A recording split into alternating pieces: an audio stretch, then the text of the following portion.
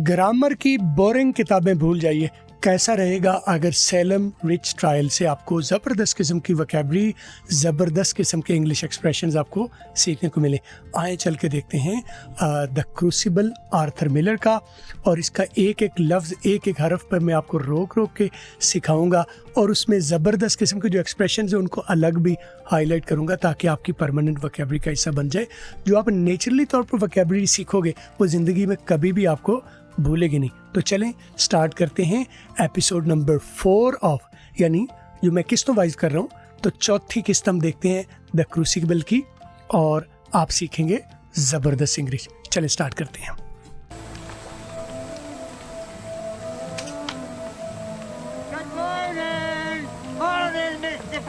बूढ़ा आदमी बोल रहा है गुड मॉर्निंग, और इसको मॉर्निंग का जी जो है वो आखिरी साइलेंट करके भी बोल रहा है। आप गौर करें, दोबारा चलाता हूँ।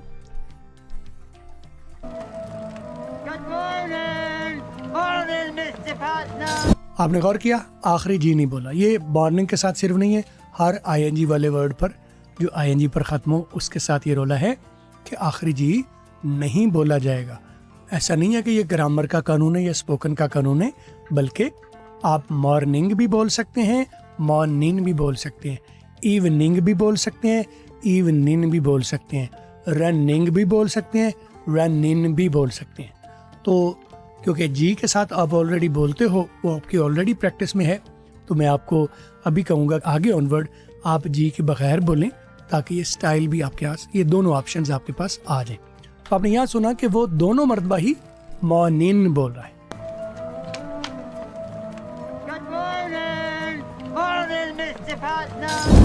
Morning mister Putnam, morning, good morning, morning mister Putnam. और वो ये बात कर रहा था, वो पीछे से आ रहा था, और दरमियान में लड़का एक लकड़ियां जोड़ के आग जलाने की कोशिश कर रहा है, और आग एकदम भड़क पड़ी है।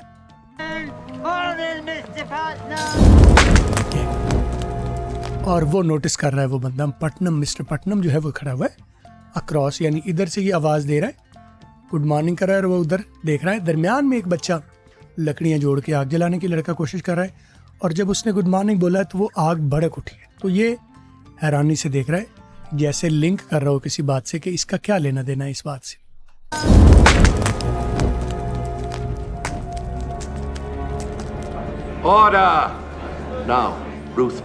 और जी ये कोट लग गया है इस बात पर कि ये इसने कोई उसके ऊपर जादू किया है। जब उसने देखा ना आपने कि जैसे ही उसने मॉर्निंग बोला था तो तभी आग भड़क उठी थी। देखे पीछे, मॉर्निंग बोला और ऊपर छड़ी उठाई तो आग भड़क उठी। ऐसा इत्तफाकिया हुआ है या सही हुआ है, बहरहाल अदालत लग गई है, केस हो गया कि जी मैं गवाह हूँ, मिस्टर पटनम ये गवाह बन के आया है कि जी ऐसा हुआ है। ये मिस्टर पटनम। अच्छा, आपको मैं बताता हूँ कि ARERIROR URAREOUR और HOUR, इन सब को मैं अलिफ मद्दा की आवाज़ के साथ आपको पढ़ाता हूँ। वैसे उर वो भी है, वो आप जो आवाज़ें सुनते हैं वो भी ठीक है, लेकिन इसकी एक कॉमन साउंड है।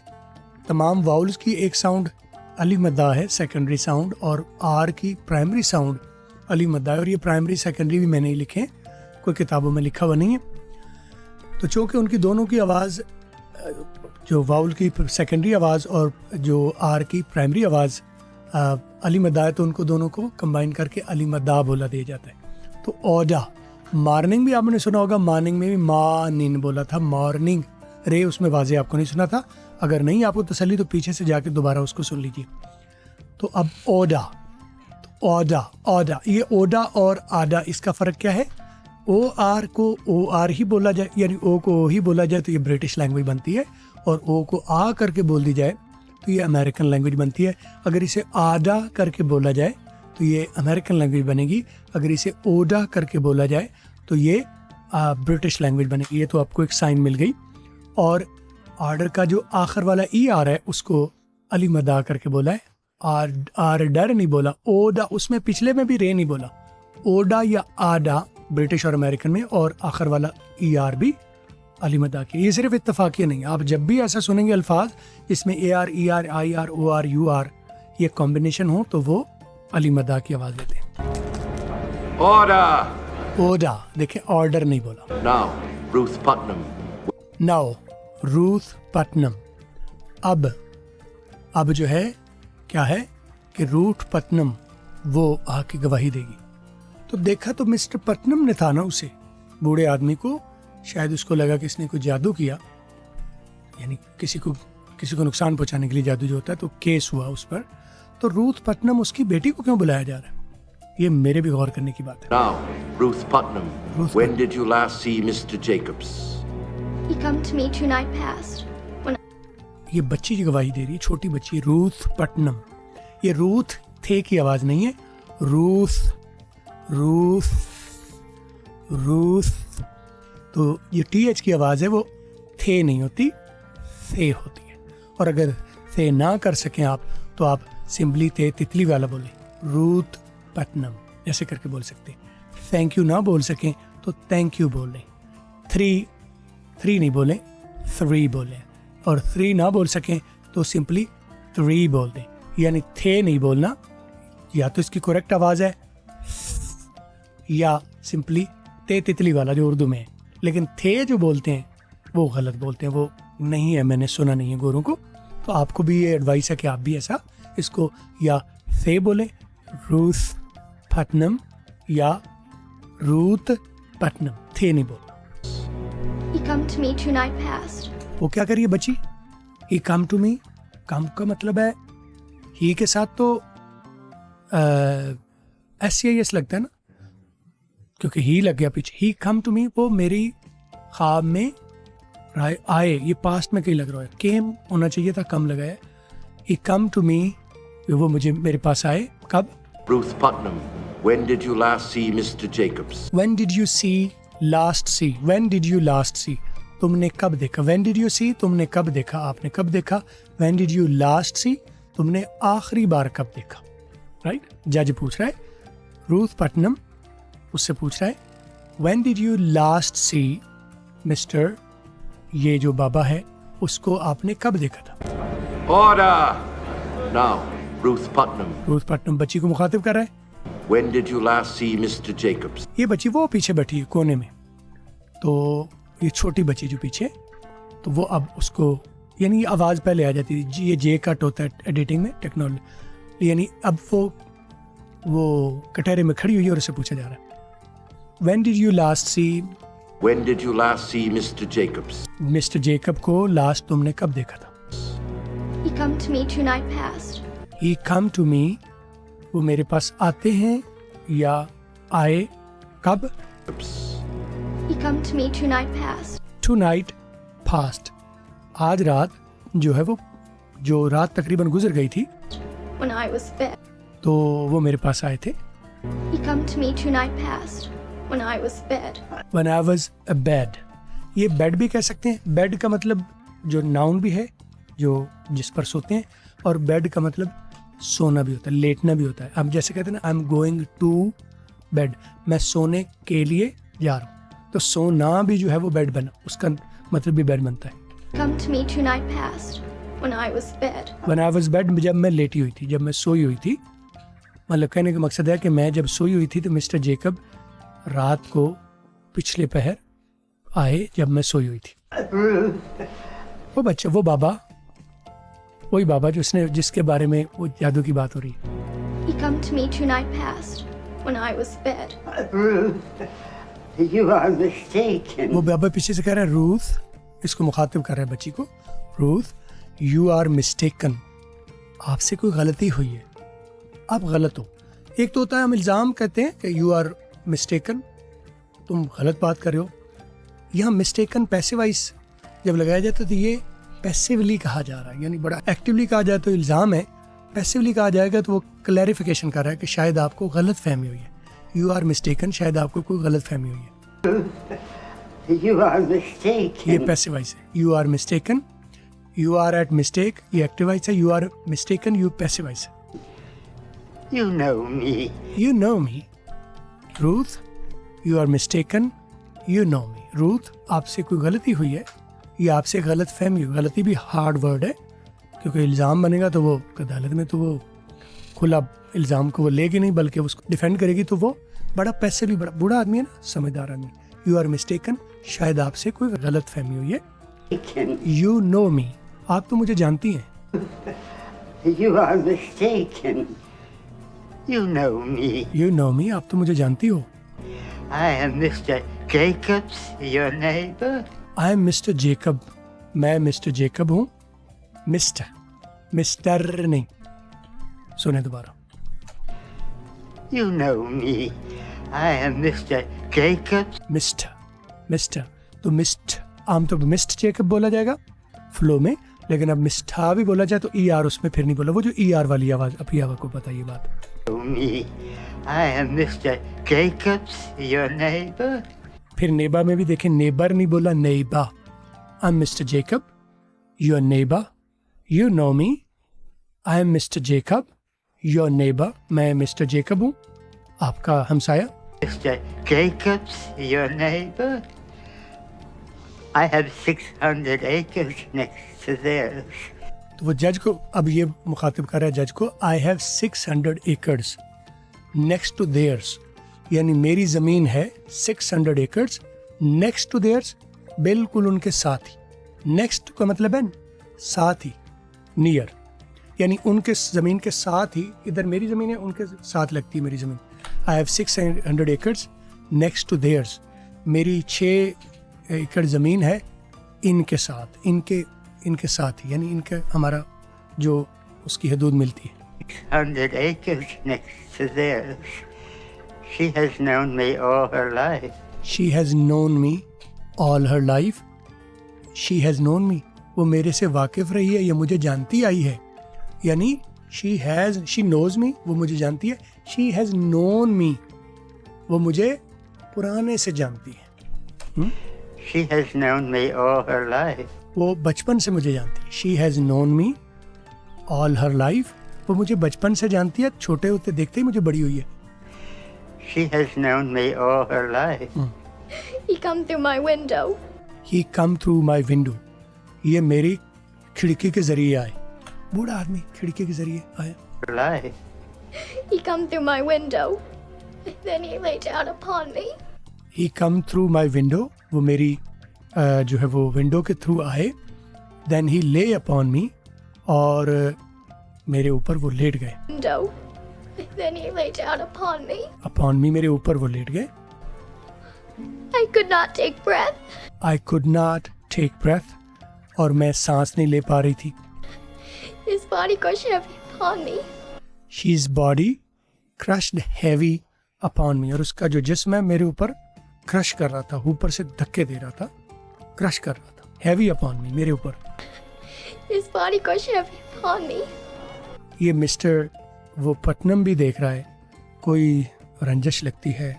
देखा उसने था कि जादू कर, तो वो सीधा सीधा करता कि मैंने इसको जादू करते देखा है। कोई वो ज़मीन जायदाद का झगड़ा लगता है, तो उसने बेटी के ज़रिए इल्ज़ाम लगवाया कि उसकी बात को ज़्यादा अहमियत दी जाएगी बच्ची की। His body crushed heavy upon me. And he say in my ear. He say in my ear, उन्होंने मेरे कान में कहा। And he say in my ear. Ruth Putnam. He say in my ear, उन्होंने मुझे कहा, मेरे कान में कहा, रूथ पटनम। रूथ पटनम, उस बच्ची का नाम लेकर कहा, I will have your life if you testify against me in court. I will have your life, मैं तुम्हारी जिंदगी लूंगा या ले लूंगा, मैं तुम्हारी जान ले लूंगा, जैसे हम कहते हैं ना, मैं तुम्हारी जान निकाल लूंगा। I will have your life if you testify. Testify का मतलब होता है गवाही देना। I will have your life, मैं तुम्हारी जान ले लूंगा। If you testify, अगर तुम गवाही दोगी। Ruth Putnam, I will have your life if you testify against me in If court. you testify against me in court, अगर तुम कोर्ट में मेरे खिलाफ गवाही दोगी तो मैं तुम्हारी जान ले लूंगा। तो ये कोई जवान आदमी तो कहे तो बात बनती है। What say you to this charge, Mr. Jacobs? What say you? आज के दौर में हम कहते हैं What do you say?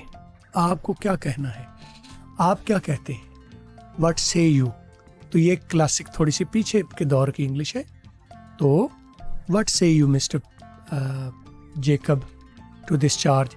तो इस इल्ज़ाम के हवाले से आपका क्या कहना है, अपने डिफेंस में क्या कहना है। What say you to this charge, Mr. Jacob? What say you to this charge, Mr. Jacob? But, Your Honor, Your Honor, I must have these sticks to walk with. I must have these sticks to walk. Your Honor, मुझे इन जो लाठियों की ज़रूरत पड़ती है to walk. I must have these. यानी इनके बगैर मैं, इन लाठियों के बगैर मैं चल नहीं सकता. I must have these sticks to walk with. I must have these sticks to walk with. मुझे चलने के लिए भी इन लाठियों की ज़रूरत है. I come with. How may I come through a window? How may I? कैसे मैं आ सकता हूँ through window? मुझे तो चलने के लिए भी, सीधा चलने के लिए भी और नॉर्मल चलने के लिए भी इन लाठियों की ज़रूरत है पड़ती है, ठीक है, और लाजमी ज़रूरत पड़ती है. यानी कि मैं चॉइस है कभी ले लूँ या नहीं लूँ. बूढ़ा आदमी हूँ. How may I come through window? मैं खिड़की के ज़रिए कैसे आ सकता हूँ? I must have these sticks to walk with.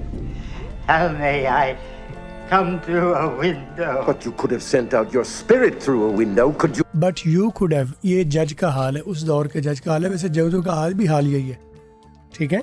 Sense नहीं है कोई, और तो ये उस दौर के जज तो ऐसे ही हैं मेरा.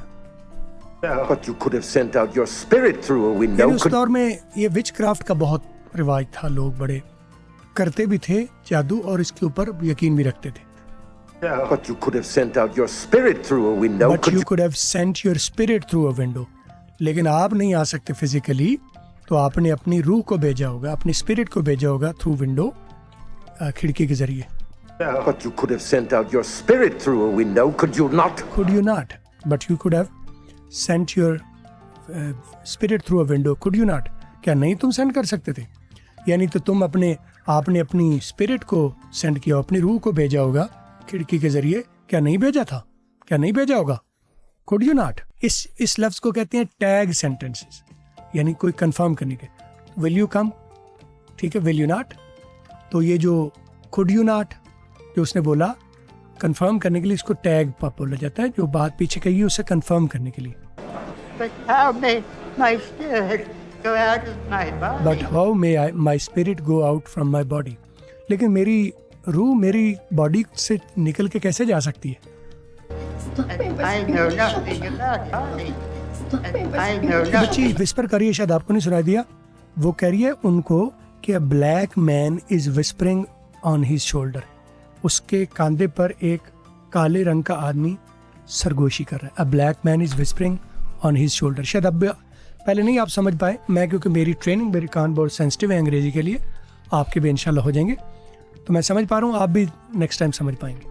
But how may my spirit go out of my body? And I know nothing about it. Ruth Putnam has informed me that there is a black man whispering in your ear at this very instant. अच्छा, अब ये जज की अंग्रेजी आप सुनेंगे तो बड़ी स्लो, बड़ी कंपोज्ड, बड़ी ज़बरदस्त है. तो यही मैं आपको कह रहा हूँ. तो कहानी तो झूठी सच्ची जो भी है, लेकिन आपका टारगेट तो अंग्रेजी सीखना है ना. Ruth Putnam has informed me that Ruth Putnam has informed me. Ruth Putnam ने मुझे बताया है. Nothing about it. Ruth Putnam has informed me that there is a black man that there is a black man. Ruth Putnam has informed me that there is a black man. Ruth Putnam ने मुझे inform किया है, बताया है that there is a black man, कि एक काले रंग का आदमी है, whispering in your ear whispering in your ear at this very moment. at this very instant. Very moment या very instant. मुझे रूथ पटनम ने ये बताया है कि एक ब्लैक कलर का आदमी है जो इस वक्त आपके कानों में विस्पर कर रहा है एट दिस वेरी इंस्टेंट या मोमेंट. इसी लम्हे एक काला आदमी तुम्हारे कानों में जो है वो सरगोशी कर रहा है, whispering. Whispering in your ear at this very instant. ये तो हैरानी वाली बात होगी, नजर किसी को नहीं आ रहा. There. He's whispering. अब वो कह रही है he is there, he is whispering. हाँ, वो उधर ही है. ही इज देयर, वो उधर ही है. ही इज विस्परिंग, और वो उसके कानों में सरगोशी कर रहा है. It's him. ये वो ब्लैक आदमी ही है. He's whispering. I see him. It's him. वो ये वही है. His head is here. और ये सारी लड़कियों का कोई गठ जोड़ है, तो ये भी खड़ी हो गई हैं, ये सारी चालाकी कर रही हैं। नज़र कोई नहीं आ रहा, ये ड्रामा आप पूरा देखेंगे तो आपको पता चल जाएगा। लेकिन क्योंकि इनको ये है कि हम ना फंस जाएं कहीं, तो वो भी सारी कह रही हैं हाँ हमें भी नज़र आ रहा है, ही इज़ हियर। और ये सियानी खातून है, वो हैरान हो रही है कि क्या चालाकी चल रही है, क्या जहालत और क्या चालाकी है। और वो सारी एकदम इन्हीं पर ही असर हुआ, पीछे भी ख़वातीन खड़ी हुई, उन पर कोई असर नहीं हुआ। और अगर नौजवान लड़कियों पर असर होता तो वो पीछे नौजवान लड़की भी खड़ी है, ऊपर भी नौजवान लड़कियां खड़ी हैं, किसी पर कोई असर नहीं हुआ। यही बेहोशी है, गठजोड़ है, चालाकी है।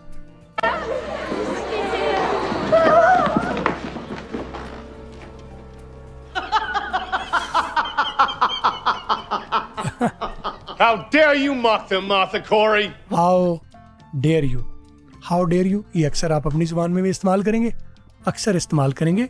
How dare you, तुम्हारी जुर्रत कैसे हुई। Mock them, इनका मजाक उड़ाने, MOCK mock them, how dare you mock them, इनका मजाक उड़ाने की तुम्हारी जुर्रत कैसे हुई। वो पीछे आदमी बोल रहा है How dare you mock them, Martha Corey? Martha Corey, इसका नाम क्या है खातून का, Martha Corey. How dare you mock them, Martha Corey, तुम्हारी जुर्रत कैसी हुई कि इनको मॉक करो तुम। What else are fools good for? What else are fools good for? ये जाहिल या बेवकूफ़ और किस काम के हैं, यानी वो बेवकूफ़ी है, वो बेवकूफ़ी करेंगे, वो तो बेवकूफ़ी करेंगे। ये लड़कियां तो चालाकी या बेवकूफ़ी करेंगी, और ये फूल शायद वो जजों को भी कह रही है कि जजन में इन्हें फूल हो रहे हैं कि उन्होंने समझ नहीं आ रही। How dare you mock them, Martha Corey? What else are fools good What else for? are fools good for? वो रवाना हो गई। ये बाकी लोग भी, क्योंकि जहालत अपने अरूज पर है। याद रखिए पुराना जो यूरोप है वो भी जहालत से भरपूर है।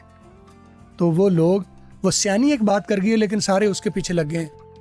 ये भी उसके साथ है, ये भी कसूरवार है। ये वकील है।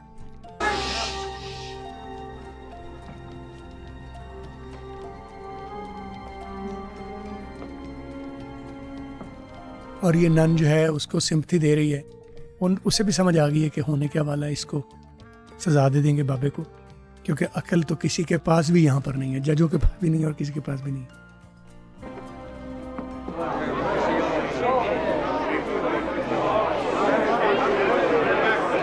उनकी तरफ उसका नुकसान, उसका जो है ना वो मौक नहीं किया जा रहा, लेकिन क्योंकि उसको बड़ा हाईली ट्रस्टेड माना जाता है, उस खातून को, उस बाबे को।